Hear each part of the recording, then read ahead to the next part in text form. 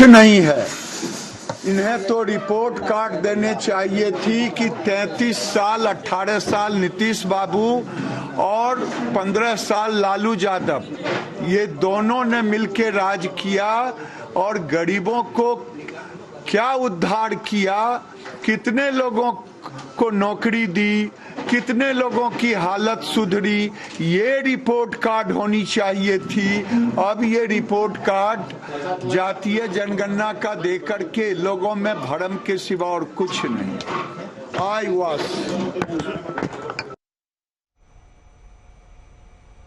RJD के मृत्युंजय तिवारी जी इस वक्त हमारे साथ जुड़ गए हैं। मृत्युंजय जी, गिरिराज सिंह तो इसे आई वॉश बता रहे हैं, कह रहे हैं बेकार है, सब क्या कर रहे हैं?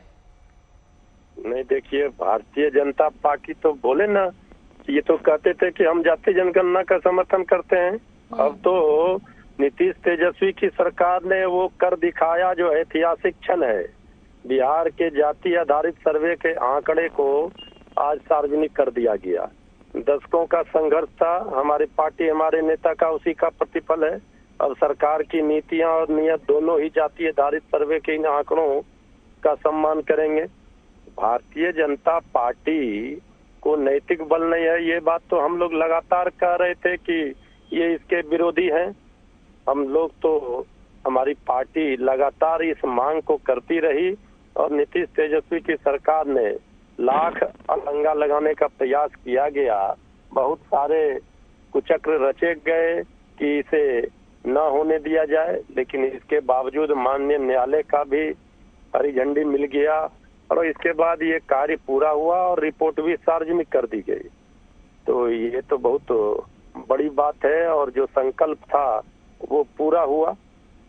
तो ये संकल्प चुनाव के मद्देनजर है या फिर ये ब्यूरोक्रेटिक एक्सरसाइज थी, इसे करना था इसलिए कर दिया?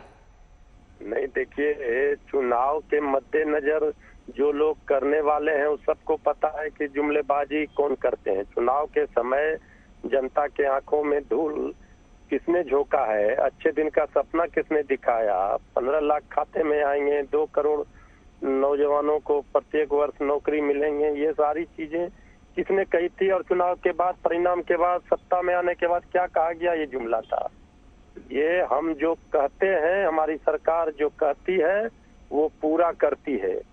जो हमारे विरोधी हैं बीजेपी, वादा करती है उसे पूरा नहीं करती। ठीक है, बहुत बहुत शुक्रिया मृत्युंजय जी। मृत्युंजय तिवारी को सुन रहे थे आप, प्रवक्ता आरजेडी।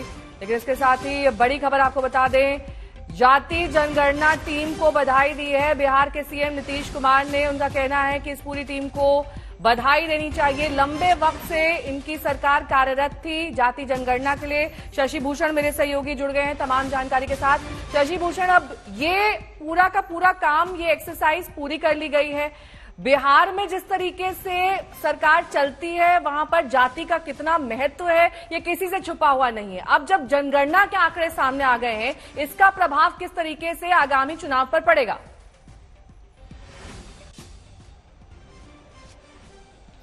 देखिए, पहले से ही कयास लगाया जा रहा था नेहा कि जो जातीय आधारित गणना है अगर वो पूरा होता है बिहार में और उसकी रिपोर्ट आती है तो चुनावों पर इसका असर होगा। और देखिए, टाइमिंग बहुत जबरदस्त है, लोकसभा चुनाव सामने है और उसके पहले ये रिपोर्ट सामने आ गई है।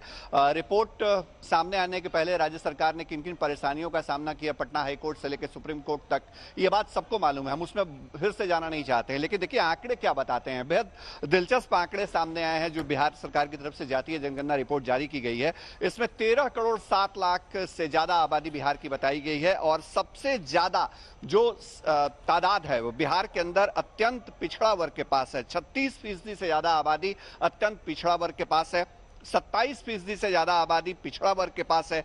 इसके बाद अगर बात करें तो 19.65% की आबादी अनुसूचित जाति के पास है और जो अनुसूचित जनजाति यानी एसटी वर्ग है उसके पास 1.68 और जो जनरल कैटेगरी मतलब सवर्णों की तादाद की बात करें तो वो 15% से ज्यादा मतलब 15.5% के आसपास उनकी संख्या है।